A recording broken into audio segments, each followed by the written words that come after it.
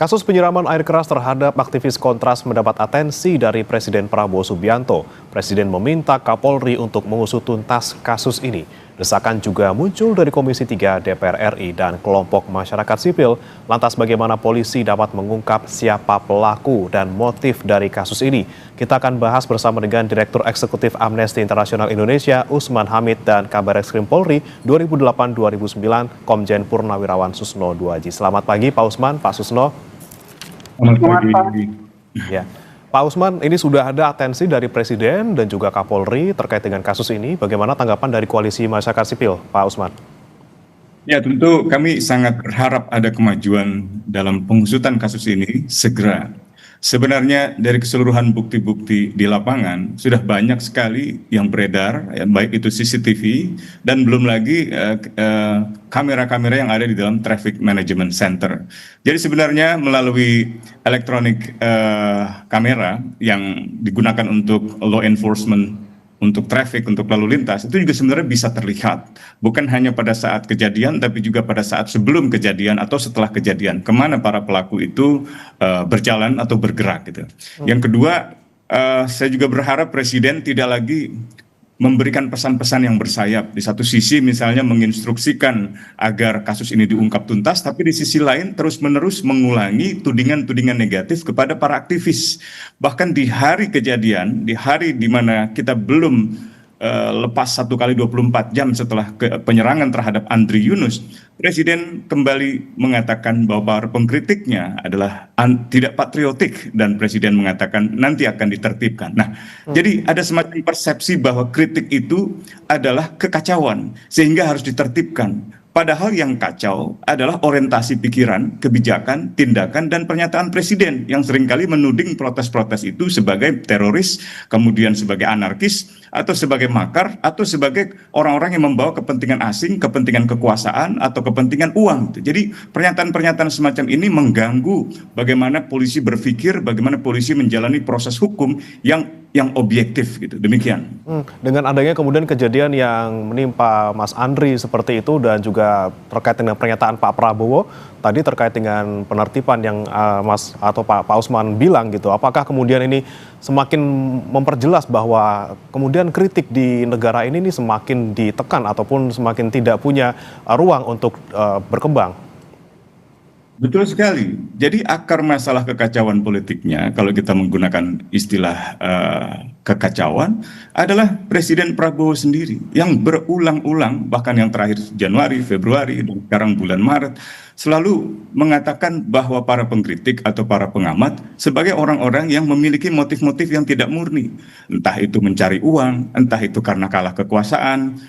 Padahal dulu Presiden Prabowo sebelum menjadi presiden seringkali mengkritik secara keras karena mungkin ia juga mengakui bahwa ia tidak dapat kekuasaan sehingga aset bisnisnya misalnya terbengkalai. Jadi saya kira kritik-kritik itu harusnya dimaknai sebagai saran dan masukan yang positif kepada pemerintah supaya kebijakannya menjadi lebih baik. Entah itu soal makan bergizi gratis, koperasi desa, danantara, atau mengenai mobil impor dari India yang sangat bermasalah. Jadi kekacauan itu bukanlah kritik atau sebaliknya kritik bukanlah kekacauan. Kritik justru memperlihatkan ada dinamika yang positif di dalam demokrasi Indonesia. Kalau tidak ada kritik, kalau kritik dianggap kekacauan, lalu kita ingin meniadakan kritik-kritik semacam itu atau mengkooptasi orang-orang yang suka mengkritik dengan segala pendekatan, uang dan jabatan, maka kita bukan lagi negara demokrasi, melainkan negara yang otoriter, yang sangat monolitik, tidak ada perbedaan pandangan, atau kalaupun mau protes harus izin seperti di era Orde Baru. Dan saya kira ini yang harus kita hindari gitu.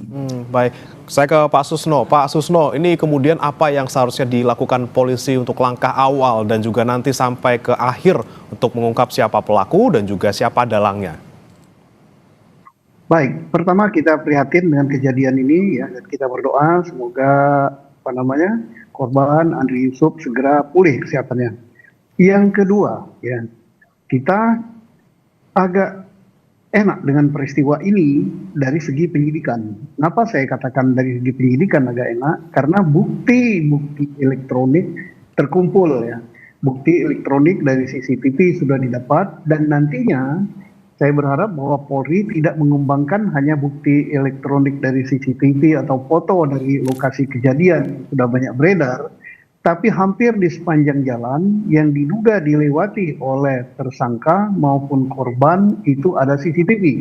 Jadi bisa dikumpulkan dari CCTV yang lain. Dan dari bukti elektronik CCTV yang kita dapat sekarang jelas gitu, wajah korban jelas dan sebagainya. Kemudian saya yakin oleh tim Cyber Polri itu bisa dilihat nomor sepeda motornya, apakah nomor asli atau palsu, dan setidak-tidaknya dari wajah, jenis sepeda motor, kemudian nomor polisi sepeda motor, dan rute yang dilewati oleh korban itu akan terlacak. Kemudian yang berikut, bisa juga dilacak daripada aktivitas daripada korban sebelum kejadian. Dari situ bisa ditelusuri, bisa menyempit kira-kira apa sih penyebabnya, aktivitas yang mana yang dinilai menyakitkan atau menyinggung pihak tertentu. Nah, pihak tertentunya itu bisa disempitkan lagi nanti, pihak tertentu yang mana. Nah, dari sini saya yakin kalau penyidik level Polda, apalagi Polda Metro, dan syukur kalau Mabes Polri karena ini sudah berskala nasional, sudah perintah Presiden dan dapat atensi dari Komisi 3 DPR dan juga atensi dari segenap masyarakat Indonesia bahwa Mabes Polri harus turun dalam peristiwa ini, dan saya yakin ini kalau serius bisa diungkap karena negara yang bukan lagi Polri ya, punya kelengkapan yang sangat lengkap, punya intelijen bermacam-macam, punya cybercrime lengkap, kemudian kita punya reserse, kita punya penyidik Polri, kita juga punya penyidik dari polisi militer, kita punya penyidik yang lain. Saya kira kalau ini mau diungkap dan betul perintah Presiden itu mau mengungkap hal ini supaya demokrasi kita di Indonesia jalan, ini saya yakin waktu dekat akan terungkap. Oke, seharusnya tidak sulit karena tadi buktinya sudah terjembreng di mana-mana ada gitu ya. Selain CCTV yang ketika kejadian ada juga mungkin CCTV di jalan-jalan yang dilewati oleh kedua pelaku. Saya kembali ke Pak Usman. Pak Usman, kami dengar memang Koalisi Masyarakat Sipil juga ikut menyelidiki ya Pak ya, terkait dengan kasus ini, apa yang kemudian ditemukan dan juga bukti-bukti yang mungkin dikumpulkan oleh teman-teman di Koalisi Masyarakat Sipil. Ya, betul sekali. Kami memang melakukan pencarian fakta terpisah, ya, baik itu menelusuri kembali perjalanan Andri di hari kejadian, mulai dari bepergian ke kantor Selios pada sore hari atau keberadaan sebelumnya di kantor Kontras di Kramat 2, sampai dengan kegiatan terakhir sebelum kejadian penyerangan air keras atau usaha untuk membunuh Andri Yunus, yaitu ke YLBHI, Yayasan Lembaga Bantuan Hukum Indonesia, untuk menggelar podcast tentang remilitarisme dan juga judicial review Undang-Undang TNI. Bahkan ia sebelum pulang sempat dikabarkan membeli bensin di wilayah Cikini. Nah, bukti CCTV juga banyak kami peroleh dari lokasi kejadian, dari sekitar kejadian, dari sejumlah titik ketika perjalanan Andri dari arah Menteng menuju ke YLBHI. Itu juga sudah kami peroleh, termasuk juga bukti-bukti tambahan lainnya. Namun kami belum bisa mengumumkan bagaimana pandangan kami atau interpretasi kami atas bukti-bukti yang kami peroleh tersebut sebelum kami verifikasi lebih jauh lagi dengan keterangan saksi dan juga keterangan ahli serta petunjuk-petunjuk tambahan. Termasuk juga kami harapkan ada semacam bukti tambahan dari Electronic Traffic Law Enforcement TNC di Polda Metro Jaya. Saya setuju dengan Pak Susno bahwa kalau seandainya penyidikan ini dilakukan secara serius, apalagi misalnya setingkat Polda Metro dengan tim cybernya Polda Metro, saya kira ini hanya hitungan hari ini bisa dibongkar gitu ya. Dan kita berharap Polri tidak ragu-ragu. Saya percaya bahwa Polri mampu dan Polri bisa untuk membongkar kasus-kasus teror terhadap aktivis. Hanya saja seringkali persoalannya ada pada tingkat politik. Karena biasanya mereka yang mengalami teror adalah mereka yang menyampaikan kritik-kritiknya ke tingkat politik, misalnya kepada presiden, seperti dialami oleh teror-teror sebelumnya, baik itu terhadap Iqbal Damanik, aktivis Greenpeace, atau terhadap DJ Doni, seorang influencer di media sosial, terhadap Shirley, maupun juga terhadap Firdian Aurelo, atau terkait dengan pemberitaan yang kritis dari Francisca di majalah Tempo, dan sejumlah teror lainnya, termasuk yang terbaru, yaitu Ketua keluarga mahasiswa Universitas Gadjah Mada, Bung Tio, yang juga beberapa waktu belakangan ini mengalami teror yang cukup serius, termasuk melalui WhatsApp. Dan kami berharap jajaran kepolisian di seluruh Indonesia memberi atensi terhadap berkembangnya teror-teror terhadap aktivis untuk mencegah kejadian seperti yang dialami oleh Andri terulang kembali. Nah, itu poin yang saya tangkap dari Pak Usman. Kita khawatir gitu ya. Mungkin memang kita berharap polisi bisa mengungkap kasus ini secara transparan dan juga secara profesional. Namun mengingat mungkin posisi dari seorang Andri Yunus yang merupakan seorang aktivis, kemudian ini ada potensi-potensi obstruksi mungkin di tengah penyelidikan. Kemudian bagaimana Pak Susno memastikan untuk bagaimana penyelidikan ini tetap berjalan secara mulus tanpa adanya obstruksi? Iya, tadi Pak Usman sudah jelaskan ya, dari penjelasan awalnya tadi bahwa jangan sampai polisi itu dalam menyidik kasus ini gitu kan keseriusannya atau apa namanya agak kendor karena ada pengaruh-pengaruh politik gitu. Nah, Pak Presiden sudah menyatakan ungkap tuntas perkara ini dan semoga saja kata Pak Usman bahwa apa yang disampaikan Pak Presiden itu tidak apa namanya kata dalam bahasa harian kita tidak bersayap katanya, betul-betul ingin mengungkap kasus ini demi citra daripada pemerintah Republik Indonesia bahwa betul demokrasi di Indonesia harus ditegakkan. Nah, jadi jangan terpengaruh bahwa wah, jangan-jangan kalau saya ungkap ini akan mengungkap lembaga yang lebih besar dan sebagainya sehingga ada suatu keraguan. Itu yang satu. Yang kedua, tadi Pak Usman sangat tertarik sekali. Jangan lagi ada teror-teror. Jadi tugas Polri dan tugas aparat keamanan atau tugas intelijen di Indonesia itu bukan hanya untuk mengungkap suatu peristiwa yang terjadi, tapi preemptif ya, keamanan, mencegah terjadinya peristiwa itu sudah sangat penting sekali. Kita tahu bahwa apa yang dilakukan oleh Andri Yunus sebelumnya, apa suara dia. Kemudian aparat intelijen atau aparat keamanan sudah bisa mengidentifikasi kira-kira ada yang tersinggung atau enggak gitu dengan hal yang benar yang diucapkannya. Kemudian yang kedua, tadi terhadap misalnya yang terakhir Ketua BEM UGM ya, Saudara Theo ya, dia aktif sekali di media sosial, dia bersuara. Nah, ini sudah pada saat inilah Polri sudah harus membayangi gitu. Membayangi bukan mencegah apa yang dia akan lakukan, bukan mengurangi suara-suara kritis dia, tetapi mengamankan jangan sampai terjadi hal yang seperti dialami oleh Andri Yunus gitu. Nah, diamankan di mana dia kegiatan diamankan secara tertutup, jangan sampai mengamankan dia nempel pakaian terbuka dan sebagainya itu sehingga takut dia. Karena apa yang disampaikan oleh dia itu adalah sangat diperlukan oleh suatu negara demokrasi. Kalau itu sudah nggak ada, kita bukan lagi negara demokrasi, kata Pak Usman tadi, saya setuju. Nah, karena itu salah satu tiang demokrasi, jadi ya kita harus amankan, cara ngamankannya jangan sampai dia diteror, jangan sampai dia dilakukan perbuatan-perbuatan penganiayaan ataupun percobaan pembunuhan, seperti yang terjadi ini. Dan kita sudah berpengalaman dengan ini. Dulu pernah terjadi untuk masalah korupsi dengan Novel Baswedan, ya. Kemudian terjadi juga dulu itu dengan siapa gitu, pernah juga seperti ini gitu, sampai Pak Presiden SBY besuk gitu kepada yang bersangkutan. Jadi jangan sampai peristiwa seperti ini menghambat pertumbuhan demokrasi, menghambat kita dalam menegakkan kebenaran dan keadilan di Republik ini. Jadi harus dicegah sebelum gitu. Oke, baik. Saya kembali ke Pak Usman. Pak Usman, kabarnya juga sebelum kejadian di hari tersebut ketika penyiraman air keras, beberapa hari sebelumnya ini ada sempat dibuntuti ataupun diteror ya Mas Andri. Nah, kemudian dari Koalisi Masyarakat Sipil apakah sudah mungkin punya gambaran tentang siapa pelaku teror ini dan apakah ada kaitannya dengan kejadian penyiraman air keras?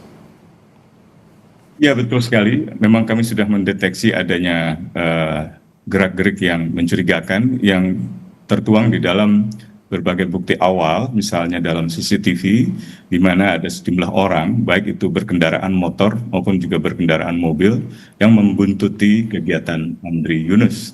Namun sekali lagi saat ini kami masih di dalam proses verifikasi dan dalam waktu dekat mudah-mudahan kami juga bisa menyampaikan kepada publik, kepada media, untuk kesimpulan-kesimpulan awal dari temuan yang kami lakukan di Koalisi Masyarakat Sipil.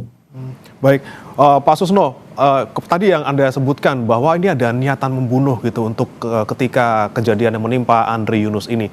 Dengan kemudian Anda dari pelaku CCTV mungkin ada yang tidak pakai masker, kemudian ada yang pakai masker tapi cuma sebagian, walaupun kemudian tidak terlalu jelas terlihat di CCTV, apakah ini kemudian memang bisa kita pastikan ini terorganisasi secara baik dan juga ada dalang di balik ini semua? Iya, yang pertama kita lihat kejadian ini bukan kriminalitas biasa untuk melakukan pencurian terkait dengan ekonomi atau mengambil benda, bukan untuk mencuri sepeda motor atau untuk mencuri harta yang melekat pada korban, bukan. Nah, kalau bukan itu berarti ada tujuan tertentu. Nah, karena ada tujuan tertentu, saya yakin bahwa bukanlah masalahnya dendam pribadi antara pelaku dengan si korban, tapi ada otaknya. Karena ada otaknya, ada pelakunya, ada pengamat, tentunya ada rencana, berarti kejahatan ini terorganisir. Jelas terorganisir, kejahatan berencana.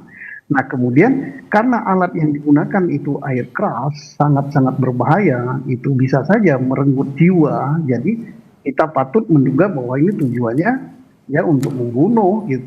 Nah baru nanti tujuan berikutnya yaitu untuk penganiayaan berat gitu. Nah tapi tidak salah kalau kita pasalnya kita letakkan pertama pembunuhan gitu. Oke, baik. Ini itu tadi ya, motifnya bisa kita lihat dari tidak soal ekonomi, tapi pasti ada motif lainnya dan tentunya ada dalang di balik ini semua. Kembali saya ke Pak Usman. Pak Usman, ini tentunya adalah kita lihat bersama dalam tanda kutip ini ancaman terhadap mereka yang kritis seperti itu. Should we move back karena ada hal ini, dan bagaimana kita tetap bisa kritis tapi kita juga bisa aman? Ya, pertama tentu saja untuk selalu berhati-hati di dalam berkegiatan. Biasanya para aktivis melakukan atau menyuarakan kritiknya melalui konferensi pers di suatu tempat, di suatu kedai kopi atau di kantornya sendiri. Jadi tentu perlu ada perhatian dalam beperjalanan, perlu ada perhatian dalam memilih moda kendaraan misalnya gitu. Motor misalnya terhadap Andri, saya beberapa kali sempat bicara kepada Andri bahwa Andri mengingat ia pernah mengalami teror sejak ia mendatangi Hotel Fairmont pada Maret tahun yang lalu. Teror-teror terus bertubi-tubi dialami oleh Andri. Tentu kami sebagai teman, sebagai sahabat beberapa kali mengingatkan.